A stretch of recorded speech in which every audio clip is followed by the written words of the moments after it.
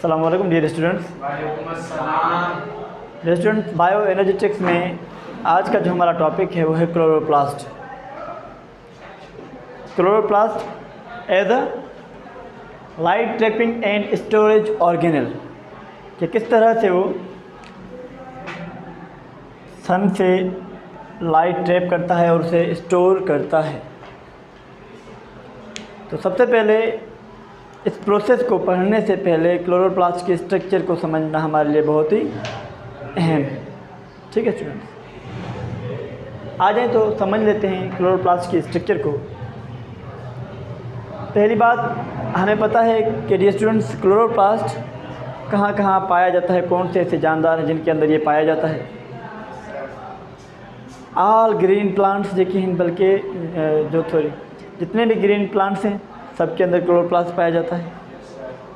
अलजी के अंदर क्लोरोप्लास्ट पाया जाता है, कुछ बैक्टीरियाज के अंदर, और उसके अलावा कुछ प्रोटोजोन्स के अंदर भी पाया जाता है।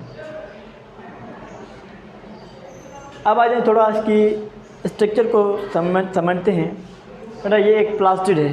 हमने प्लास्टिड की 3 टाइप्स पढ़ी थी, क्लोरोप्लास्ट, क्रोमोप्लास्ट एंड ल्यूकोप्लास्ट। ये क्या है? क्लोरोप्लास्ट। इसके अंदर एक पिगमेंट होता है जो इसे ग्रीन कलर देता है। उस पिगमेंट का नाम है क्लोरोफिल। बेटा उस पिगमेंट का नाम है क्लोरोफिल। क्लोरोफिल की वजह से ही ये जितने भी प्लांट्स हैं ये ग्रीन नज़र आते हैं। ठीक है बेटा, कहाँ कहाँ पाया जाता है प्लांट के अंदर? प्लांट का जो भी हिस्सा ग्रीन हो उनके अंदर ये क्लोरोप्लास्ट पाया जाता है। अब देखिए आप, लीव्स के अंदर भी क्लोरोप्लास्ट पाया जाता है, मेसोफिल सेल्स। ठीक, आप स्टेम आ जाएं, स्टेम में भी पाया जाता है। अगर ग्रीन कलर का हो तो उसके अंदर भी पाया जाता है। उसके अलावा जी स्टूडेंट्स, अगर क्या एरियल रूट्स हों, ये सवाल भी तो आता है ना कि क्या रूट्स के अंदर क्लोरोप्लास्ट पाया जाता है? तो इसका जवाब ये है कि रूट्स अगर एरियल हो और ग्रीन इन कलर हो तो उसके अंदर भी पाया जाएगा। ठीक है बेटा। अच्छा, अनराइपेंड फ्रूट्स जो होते हैं, कच्चे जो फ्रूट होते हैं, उनके अंदर भी वो ग्रीन इन कलर होते हैं, उनके अंदर भी क्लोरोप्लास्ट पाया जाता है। अब आइए थोड़ी इसकी स्ट्रक्चर समझ लें। बेटा ये डबल मेम्ब्रेन बाउंडेड ऑर्गेनल होता है, फाउंड ओनली इन यूकैरियोटिक्स। बेटा ये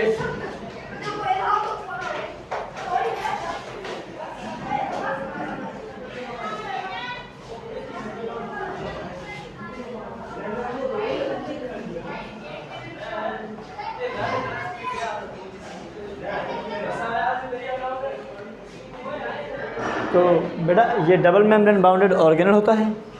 ठीक है। अच्छा, उसके अलावा अगर हम बात करें स्ट्रक्चर की, तो ऐसी प्लेट्स लाइक स्ट्रक्चर होती हैं। इस तरह से देखिए आप, ये प्लेट लाइक स्ट्रक्चर, इसे हम कहते हैं थैलोकॉइड। अगर हम ये अलग अलग बात करें प्लेट लाइक स्ट्रक्चर, ये तो पाइल्ड हैं एक दूसरे के ऊपर। ठीक है, एक एक की अगर हम बात करें तो उसे हम कहते हैं थैलोकॉइड। क्या कहते हैं बेटा? थैलोकॉइड। यही थैलोकॉइड जब पाइल्ड होकर एक दूसरे के ऊपर एक सत्ता बना लेती हैं, ठीक है, तो एक बहुत बड़ी स्ट्रक्चर बनाती हैं, उसे हम कहते हैं ग्रेना। बेटा ये ग्रेना है, सिंगुलर ग्रेनम से हम सिंगुलर क्या कहते हैं? ग्रेनम कह दिया हमने इसे। ऐसे बहुत सारे स्टेक्स पाए जाते हैं। ठीक है। अच्छा, उसके अलावा इसके अंदर एक jelly like substance, protein, yes protein का बना हुआ एक सब्सटेंस होता है, जिसे हम कहते हैं स्ट्रोमा या फ्लूइड कह दें आप। इस फ्लूइड को क्या कहते हैं? स्ट्रोमा। उस फ्लूइड को हम कहते हैं स्ट्रोमा। ठीक है। अब आप आ जाएं कि क्लोरोप्लास्ट का काम क्या है। हमें पता है क्लोरोप्लास्ट के अंदर फोटोसिंथेसिस होता है, जिसके बारे में हम इंट्रोडक्टरी एक वीडियो बना चुके हैं फोटोसिंथेसिस के बारे में। क्या होता है बेटा? फोटोसिंथेसिस। अब फोटोसिंथेसिस लफ्ज़ जितना ही आसान है, ये रिएक्शन उतना ही कॉम्प्लेक्स है। ये रिएक्शन उतना ही कॉम्प्लेक्स है। मुख्तलिफ़ किस्म के रिएक्शंस होते हैं, मुख्तलिफ़ एंजाइम्स फंक्शन परफॉर्म करती हैं और मुख्तलिफ़ टाइम पीरियड में 24 घंटे में मुख्तलिफ़ वक्त में मुख्तलिफ़ रिएक्शंस होते हैं। ठीक, अब यहाँ पर आप आ जाएं। हमने थैलाकोइड को डिस्कस कर दिया, ग्रेना को भी कर दिया, स्ट्रोमा को भी कर दिया। हमने यहाँ पर कह दिया photosynthesis is not a simple reaction perform by many enzymes and occur in different types of chloroplast के अंदर मुख्तलिफ जगह पर होता है। जैसे आप यहाँ पर आ जाएं, यहाँ पर क्या होगा, ये सूरज की जो रोशनी पड़ती है जब थैलाकोइड में, बेटा हम बात कर रहे हैं लाइट रिएक्शन की, या लाइट डिपेंडेंट रिएक्शन, जो लाइट की मौजूदगी में हो। ठीक है, इसमें क्या होता है, ये सन से जो रोशनी आती है उसके अंदर NADP nicotine amide di nucleotide phosphate और ADP ये कन्वर्ट हो जाते हैं। ADP एक फास्फोड लेकर कन्वर्ट हो जाएगा ATP में, करेंसी ऑफ एनर्जी, मतलब एनर्जी ट्रैप कर रहा है, हार्वेस्ट कर रहा है। ठीक है, हार्वेस्टिंग कॉम्प्लेक्स के अंदर ये एनर्जी को ट्रैप कर रहा है, सूरज की एनर्जी को स्टोर कर रहा है। तभी तो हम पढ़ रहे हैं ना कि chloroplast is light trapping and storage organelle.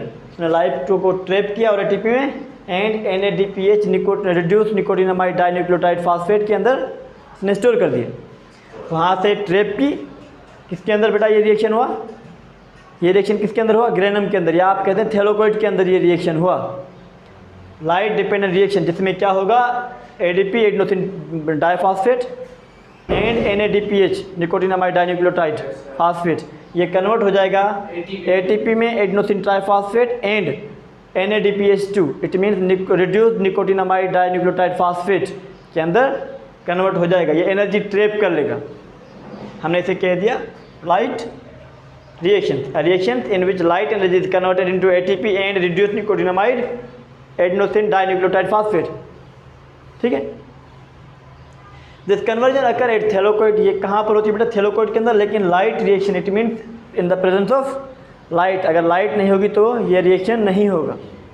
ठीक है, अब आ जाएं, दूसरा जो इसके अंदर रिएक्शन होता है वो होता है लाइट इंडिपेंडेंट रिएक्शन।